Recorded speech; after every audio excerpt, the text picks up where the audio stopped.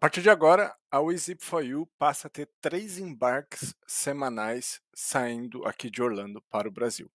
No mínimo 3 embarques, o nosso objetivo é fazer embarque diário, mas neste momento nós acabamos de anunciar a aquisição da GoBox USA, do nosso parceiro Thiago, e a partir de agora nós temos volumes suficiente para fazer no mínimo 3 embarques semanais.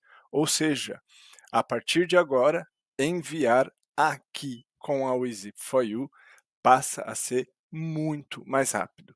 Se você quer comprar aqui nos Estados Unidos e usar uma opção de frete econômica, passamos a ser ainda mais rápido na modalidade de envio correio, porque agora nós vamos praticamente dobrar o número de embarques que nós fazíamos antigamente.